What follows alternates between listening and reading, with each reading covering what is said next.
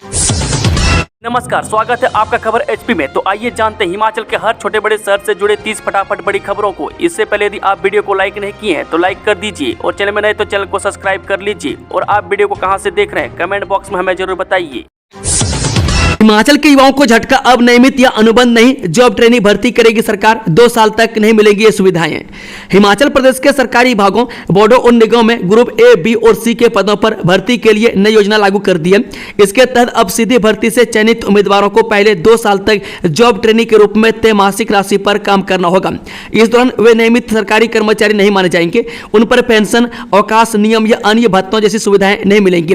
कार्मिक विभाग की शनिवार को जारी अधिसूचना के अनुसार इस योजना का उद्देश्य नई भर्ती में पारदर्शिता बढ़ाना, जवाबदेही लाना और प्रशासन को अधिक प्रभावी बनाना है। मैं चयनित अभ्यर्थियों को सेवा में आने से पहले रोल विशेषज्ञ प्रशिक्षण दिया जाएगा और 2 साल पूरे होने के बाद दक्षता परीक्षा पास करने पर ही नियमित नियुक्ति दी जाएगी। सीएम सुक्खू बोले, विशेषज्ञ रोबोटिक सर्जन भर्ती होंगे। चमियाना में एम्स की तर्ज पर स्वास्थ्य सेवाएं।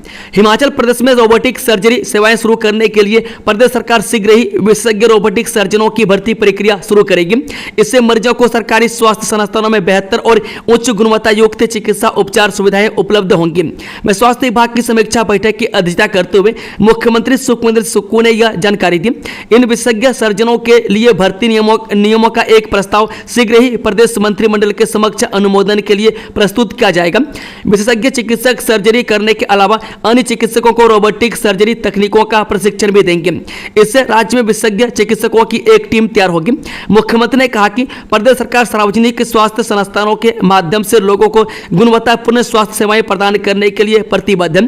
राज्य के सभी सरकारी चिकित्सा महाविद्यालयों और अन्य स्वास्थ्य संस्थानों में आधुनिक तकनीक और चिकित्सा उपकरण स्थापित किए जा रहे हैं। मैं चमियाना स्थित Atal institute of medical super speciality में मरीजों को दिल्ली के एम्स के समान स्वास्थ्य सुविधाएं प्रदान की जाएंगी और संस्थान में शीघ्र ही रोबोटिक सर्जरी सेवाएं शुरू होंगी।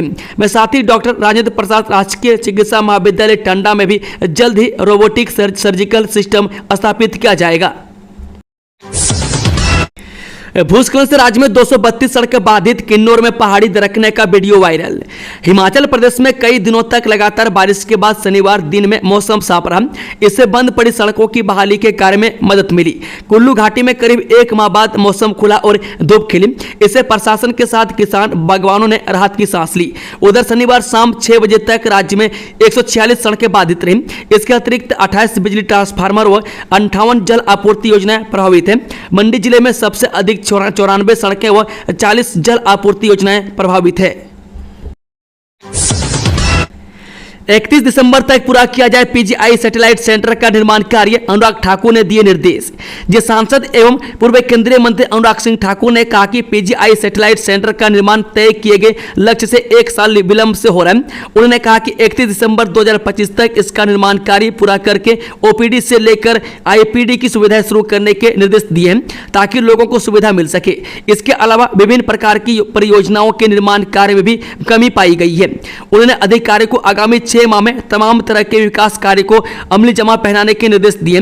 मैं दिशा की बैठक को संबोधित करते हुए कहा कि रेलवे कनेक्टिविटी को और बेहतरीन करने के लिए हरिद्वार ऊना एक्सप्रेस को अम्ब से चलाकर विस्तारीकरण किया गया है। इसके अलावा हिमाचल एक्सप्रेस में तमाम तरह की सुविधाएं हो, इसको लेकर रेलवे के अधिकारियों को निर्देश दिए गए। रेलवे की कनेक्टिविटी तलवाड़ा से लेकर अन्य जगह तक की जाए, इस दिशा में प्रयास किया जा रहा है। अब एआई से नियंत्रित होगा ट्रैफिक, स्मार्ट पार्किंग की मिलेगी सुविधा, जल्द होगा एमओयू। हिमाचल प्रदेश में ट्रैफिक व्यवस्था सुचारू बनाने, सड़क सुरक्षा बढ़ाने, प्रदूषण कम करने और पर्यटन को बढ़ावा देने के लिए एआई यानी कि आर्टिफिशियल इंटेलिजेंस से नियंत्रित ट्रैफिक मैनेजमेंट सिस्टम और स्मार्ट पार्किंग सुविधा शुरू होगी। मैं सिक्किम के बाद हिमाचल ऐसी सुविधा शुरू करने वाला देश का दूसरा प्रदेश बनेगा। मैं शहरी विकास मंत्री विक्रमादित्य सिंह की अगुवाई में 4 विधायकों और संबंधित अधिकारियों का दल योजना के अध्ययन के लिए दक्षिण कोरिया के दौरे पर है। वे परियोजना को लेकर तकनीकी सलाह, वित्त पोषण, अंतर्राष्ट्रीय साझेदारी और नीतिगत मार्गदर्शन के लिए दक्षिण कोरिया सिटी नेट के सीईओ के साथ बैठक की गई है। मैं जल्द ही इसे लेकर एमओयू होने की भी संभावना है। हिमाचल केंद्रीय विश्वविद्यालय बीए संस्कृत और बीकॉम समेत 6 विषयों में स्नातक करवाएगा सीयू। हिमाचल प्रदेश केंद्रीय विश्वविद्यालय बीकॉम संस्कृत समेत करीब 6 विषयों में स्नातक कोर्स करवाएगा। इसके अलावा 17 विषयों में सर्टिफिकेट कोर्स की सुविधा भी सीयू प्रशासन देगा।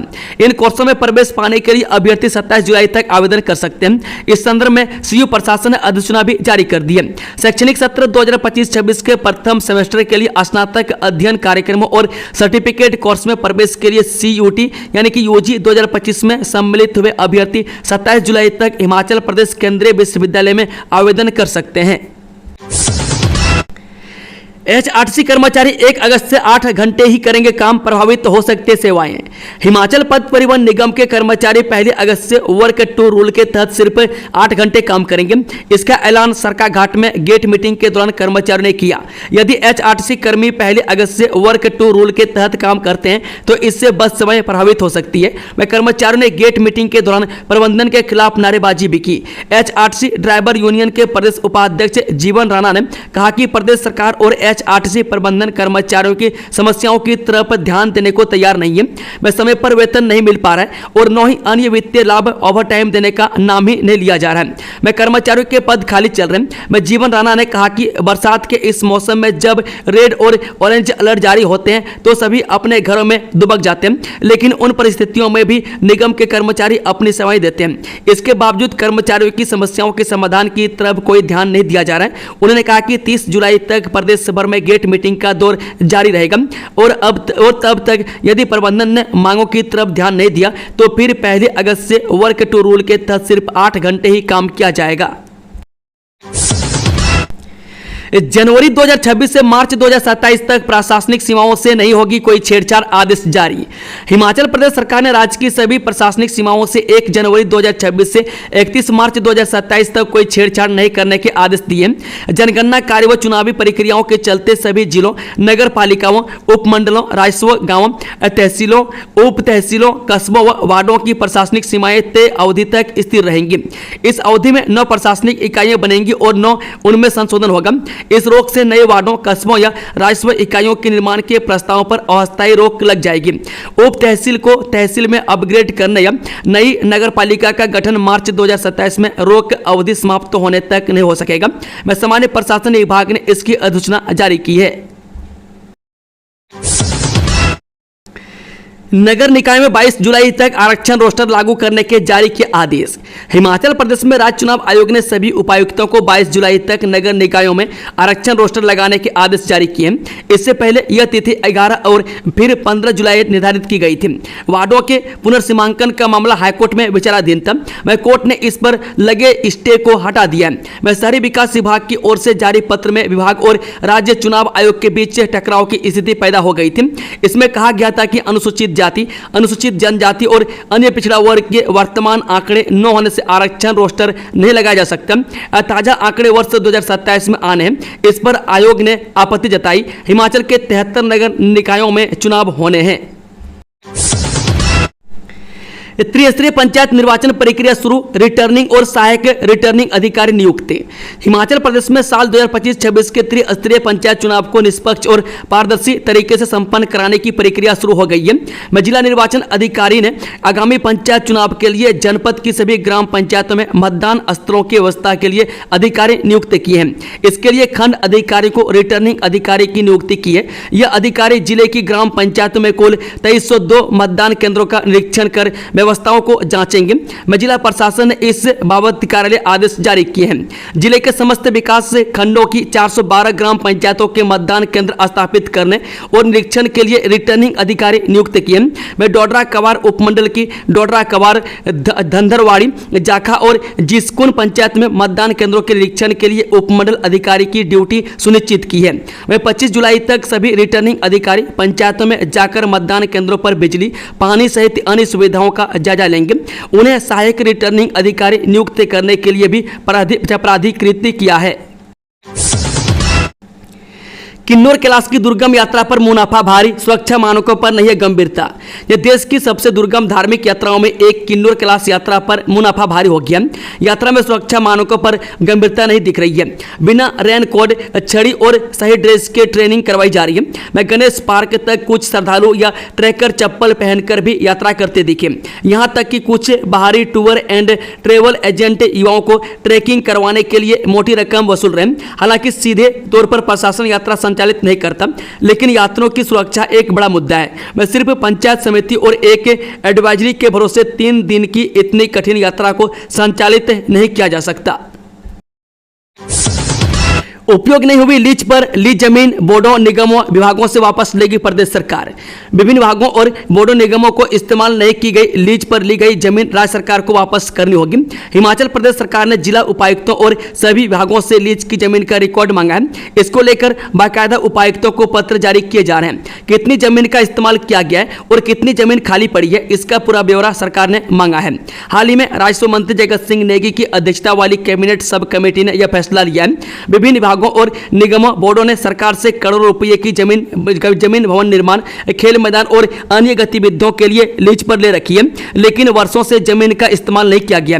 न वहां भवन निर्माण हुए, न खेल मैदान बने और न अन्य गतिविधियों के लिए जमीन का उपयोग किया गया। उद्योग विभाग, कृषि, बागवानी, शिक्षा, बिजली बोर्ड, जल शक्ति, लोक निर्माण विभाग व निजी कंपनियों ने प्रोजेक्ट लगाने के लिए सरकार से 20 वर्षों से जमीन लीज पर ले रखी है, लेकिन इसका इस्तेमाल नहीं हो रहा है। 31 जनवरी तक अचल संपत्ति रिटर्न नहीं भरने वाले अधिकारियों पर होगी कार्रवाई, निर्देश जारी। हिमाचल प्रदेश में कार्यरत अखिल भारतीय सेवाओं के अधिकारियों पर 31 जनवरी 2026 तक अचल संपत्ति रिटर्न नहीं भरने पर कार्रवाई की जाएगी। में केंद्र सरकार ने IAS, IPS और IFS अधिकारियों को स्पेरो पोर्टल पर ऑनलाइन IPR दाखिल करने के निर्देश दिए। निर्देशों के अनुपालन न करने पर अनुशासनात्मक कार्रवाई की जाएगी। पदोन्नति के लिए अयोग्य करार देने की चेतावनी भी दी गई है। दिसंबर 2003 के बाद नियमित हुए अनुबंध शिक्षकों से वापस होगी पेंशन वेतन वृद्धि, जाने विस्तार से। हिमाचल प्रदेश में 12 दिसंबर 2003 के बाद नियमित हुए अनुबंध शिक्षकों से पेंशन और वेतन वृद्धि के लाभ वापस लिए जाएंगे। स्कूल शिक्षा निदेशालय ने इस संबंध में मार्च 2005 में जारी किए गए लाभ देने वाले कार्यालय आदेशों को निरस्त कर दिया है। में सरकारी कर्मचारियों की भर्ती और सेवाओं शर्तें अधिनियम 2024 के तहत यह फैसला लिया गया। अधिनियम में स्पष्ट किया गया है कि पेंशन, वरिष्ठता, पदोन्नति और वेतन वृद्धि जैसे सेवा लाभ केवल नियमितीकरण की तिथि से ही लागू होंगे, न कि अनुबंध आधार पर सेवा की किसी भी अवधि के लिए। स्कूल शिक्षा निदेशक आशीष कोहली की ओर से शुक्रवार को जारी कार्यालय आदेश में बताया गया कि हाईकोर्ट के विभिन्न निर्णयों के अनुपालन में लिए गए पूर्व निर्णय अब नए अधिनियम के प्रभाव में निष्फल हो गए। में सेवा लाभ केवल नियमित कर्मचारियों पर लागू होंगे। अनुबंध सेवा अवधि को पेंशन या वेतन वृद्धि के लिए नहीं गिना जाएगा। हाथियों पर नजर रखने को राज्य सीमा के बहराल में वॉच वाटर स्थापित वन विभाग ने उठाए कई कदम। पिछले कुछ वर्षों से हिमाचल के उत्तराखंड तथा हरियाणा राज्य सीमा पर कर्नल शेरगंज नेशनल पार्क सिंबलवाड़ा में हाथियों का पसंदीदा स्थल बन चुका है। हरियाणा कलेसर नेशनल पार्क तथा प्रदेश के सिंबलवाड़ा नेशनल पार्क में 1 दर्जन हाथियों का झुंड डेरा जमाए हुए हैं। उत्तराखंड से आने वाले हाथियों पर नजर रखने के लिए वन विभाग ने राज्य सीमा के बहराल में वॉच टावर तैयार कर लिया। प्रोजेक्ट एलिफेंट के तहत मानव हाथी संघर्ष टालने को कई एहतियातन कदम उठाए हैं। गर्मियों में पानी कम होते ही पिछले कई वर्षों से उत्तराखंड के राजाजी पार्क से हाथियों का झुंड हिमाचल का रुख करता आ रहा है। मैदानी क्षेत्र में गन्ने की मिठास से हाथियों को अपनी तरफ आकर्षित करती रही है।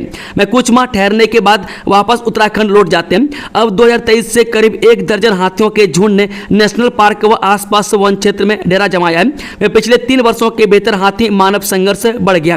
मैं कोलर से पावटा तक एक महिला समेत 2 लोगों को हाथियों के हमले से अपनी जान से हाथ धोना पड़ा। हाथियों के भारी नुकसान के चलते बहरहाल वाता मंडी समेत आधा दर्जन गांव गन्ने की फसल उगाना ही छोड़ चुके हैं। कुल्लू के भलान में 4 घरों को खतरा, प्रदेश के अधिकांश क्षेत्रों में आज साफ मौसम, जाने पूरी जानकारी। हिमाचल प्रदेश के अधिकांश क्षेत्रों में शनिवार को मौसम साफ रहने की संभावना है। रविवार को बारिश के आसार हैं। 21 से 23 जुलाई तक प्रदेश के कई क्षेत्रों में भारी बारिश का ऑरेंज अलर्ट जारी हुआ है। वह कुल्लू की भलान पंचायत में भूस्खलन से 4 घरों को खतरा उत्पन्न हो गया। एक घर को एहतियातन खाली करवा दिया गया। मैं शुक्रवार को कुल्लू में बादल झमाझम बरसे। में राजधानी शिमला, हमीरपुर और ऊना में बूंदाबूंदी हुई। प्रदेश में शुक्रवार शाम तक 250 सड़कें, 81 बिजली ट्रांसफार्मर और 61 जल आपूर्ति योजनाएं ठप है। मंत्री जगत सिंह नेगी बोले, दिसंबर 2026 तक पूरा होगा सौंग टोंग जल विद्युत परियोजना का निर्माण कार्य। राजस्व मंत्री जगत सिंह नेगी की अध्यक्षता में शुक्रवार को न्यायालयों के मुआवजे के दावों और 450 मेगावाट की सौंग टोंग जल विद्युत परियोजना से संबंधित मुद्दों पर गठित मंत्रिमंडलीय उप समिति की बैठकें आयोजित की गई। मंत्री जगत सिंह नेगी ने बताया कि सौंग टोंग परियोजना का लगभग 60% कार्य पूर्ण कर लिया गया। उन्होंने अधिकारियों को परियोजना के निर्धारित लक्ष्य को दिसंबर 2026 से पूर्व पूर्ण करने आह्वान किया। परियोजना के नदी अपवर्तन कार्य को पूरा कर लिया गया, जबकि बैराज का कार्य अग्रिम चरण पर है। हिमाचल के इस जिले में पुरानी परंपरा को निभाते हुए 2 भाइयों ने की एक ही लड़की से शादी। हिमाचल प्रदेश के सिलाई गांव में हाटी जनजाति के 2 भाइयों ने बहुपति की प्राचीन परंपरा के तहत एक ही लड़की से शादी की। इस अनूठी शादी के कई लोग गवाह बने। वह दुल्हन सुनीता चौहान और दूल्हे प्रदीप और कपिल नेगी ने कहा कि उन्होंने बिना किसी दबाव के यह फैसला लिया। मैं सिरमौर जिले के ट्रांसगिरी इलाके में इस विवाह की रस्में 12 जुलाई को शुरू हुई और 3 दिनों तक चली। इस दौरान स्थानीय लोकगीतों और नृत्यों की प्रस्तुति हुई। इस विवाह समारोह के वीडियो इंटरनेट पर प्रसारित हो रहे हैं। दौलतपुर चौक ऊना आ रही जनशताब्दी रेलगाड़ी पर पथराव, शीशे टूटे। एक बार फिर से दिल्ली से दौलतपुर चौक ऊना आ रही जनशताब्दी रेलगाड़ी पर पथराव की घटना सामने आई है।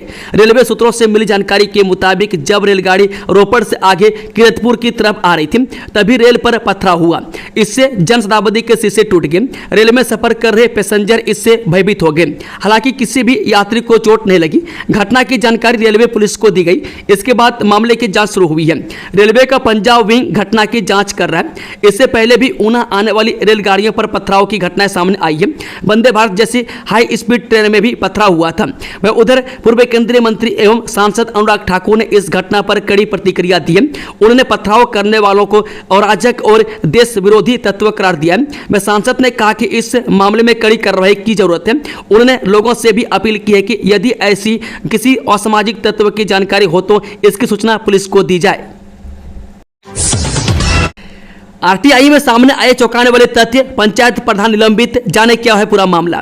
जब मंडी जिले के उपमंडल करसोग के अंतर्गत आरती ठाकुर थाना पंचायत के महिला प्रधान को सरकारी धन के दुरुपयोग के मामले में निलंबित कर दिया गया। जिला पंचायत अधिकारी अंचित डोगरा ने निलंबन के आदेश जारी किए हैं। यह कार्रवाई पंचायत कार्य में वित्तीय अनियमितताओं की जांच रिपोर्ट के आधार पर की गई है। वह जांच की जिम्मेदारी बीडीओ करसोग को सौंपी गई थी, जिन्होंने अपने निरीक्षण में पाया कि पंचायत के कुछ कार्य में सरकारी पैसे का सही तरीके से उपयोग नहीं किया गया। वह रिपोर्ट के मुताबिक योजनाओं में दिखाए गए खर्च वास्तविक कार्यों से मेल नहीं खाते। इस आधार पर पंचायत प्रधान को हिमाचल प्रदेश पंचायती राज अधिनियम 1994 की धारा 145 क्लॉज 1 सब क्लॉज ग और पंचायती राज्य नियम 1997 के नियम 142 क्लॉज 1 सब क्लॉज ख के तहत तत्काल प्रभाव से निलंबित किया गया है। ऊना से हरिद्वार के लिए शुरू हुई ट्रेन, सांसद अनुराग ठाकुर ने दिखाई हरी झंडी। सांसद अनुराग ठाकुर ने शनिवार को अंदौरा से हरिद्वार के लिए नियमित तौर पर चलने वाली रेलगाड़ी को हरी झंडी दिखाकर ऊना स्टेशन से रवाना किया। इस दौरान उनके साथ रेलवे के DRM Vinod Bhatia, DC Jatin Lal, SP Amit Yadav, Una के विधायक सतपाल सती, पूर्व मंत्री वीरेंद्र कंवर, पूर्व विधायक बलबीर चौधरी और पूर्व विधायक राजेश ठाकुर सहित कई अधिकारी व भाजपा के नेता मौजूद थे। इस दौरान सांसद अनुराग ठाकुर ने रेलवे स्टेशन ऊना में व्यवस्थाओं का जायजा भी लिया। उन्होंने नई बड़ी पार्किंग बनाने, रेलवे स्टेशन से अरनियाला तक सड़क को थ्रू करने, स्टेशन पर बेहतर सुविधाएं प्रदान करने तथा प्लेटफॉर्म की लंबाई बढ़ाने के निर्देश रेलवे अधिकारियों को दिए। इसका पूरा प्रस्ताव तैयार करने के लिए कहा ताकि इसका पर्याप्त बजट प्रदान किया जा सके।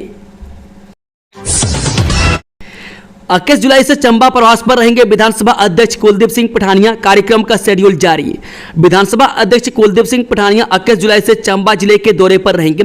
इस दौरान वे विभिन्न विकास कार्यों की प्रगति का जायजा लेने के साथ साथ कई अहम कार्यक्रमों में भाग लेंगे। वह कुलदीप सिंह पठानिया के प्रवास कार्यक्रम की जानकारी देते हुए विभागीय प्रवक्ता ने बताया कि अपने दौरे के पहले दिन यानी 21 जुलाई को कुलदीप सिंह पठानिया प्रातः 11:30 बजे बिनतरू नाग मंदिर के लिए बन रही लिंक रोड के निर्माण कार्य का निरीक्षण करेंगे। इसके बाद वह दोपहर 4 बजे चुवाड़ी से प्रस्थान कर शाम 6:30 बजे चंबा पहुंचेंगे। गेस्ट फैकल्टी पद के लिए 22 जुलाई को इंटरव्यू, बल्लभ कॉलेज में होगी भर्ती। जब बल्लभ राजकीय महाविद्यालय मंडी द्वारा गेस्ट फैकल्टी आतिथ्य और पर्यटन का एक पद अधिसूचित किया गया। इस पद के लिए पुरुष व महिला अभ्यर्थी पात्र हैं। आवेदक की आयु 23 से 45 वर्ष के बीच होनी चाहिए। न्यूनतम शैक्षणिक योग्यता पर्यटन में मास्टर डिग्री 55% अंकों के साथ तथा पर्यटन में नेट सेट परीक्षा पास की हो। उम्मीदवार का नाम किसी भी रोजगार कार्यालय में पंजीकृत होना जरूरी है। यह जानकारी क्षेत्रीय रोजगार अधिकारी मंडी अक्षय कुमार ने दी। उन्होंने बताया कि इच्छुक उम्मीदवार अपने सभी मूल शैक्षणिक प्रमाण पत्रों, इस पासपोर्ट साइज फोटोग्राफ, आधार कार्ड तथा रोजगार कार्यालय द्वारा जारी पंजीकरण पत्र सहित साक्षात्कार के लिए उपस्थित हो सकते हैं। साक्षात्कार का आयोजन 22 जुलाई को सुबह 11 बजे राजकीय बल्लभ महाविद्यालय मंडी के प्रशासनिक खंड में होगा। उन्होंने बताया कि साक्षात्कार के लिए आने वाले किसी भी अभ्यर्थी को यात्रा भत्ता नहीं दिया जाएगा। शिक्षा मंत्री ने टूटी पानी में 6 करोड़ 69 लाख से निर्मित सेब ग्रेडिंग और पैकिंग हाउस का किया उद्घाटन। शिक्षा मंत्री रोहित ठाकुर नावर क्षेत्र के दौरे पर थे, में जहां उन्होंने ग्राम पंचायत कुठाड़ी के अंतर्गत टूटू पानी में 6 करोड़ 69 लाख रुपए की लागत से निर्मित 5600 टन क्षमता वाले सेब ग्रेडिंग और पैकिंग हाउस का उद्घाटन किया।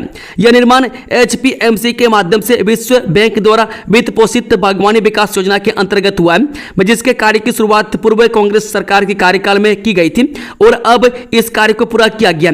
इस योजना के तहत 1135 करोड़ स्वीकृत हुए थे, जिसके अंतर्गत गुम्मा, रोहड़ू, कुमारसैन और किन्नौर में विभिन्न कोल्ड स्टोर्स का निर्माण हुआ है।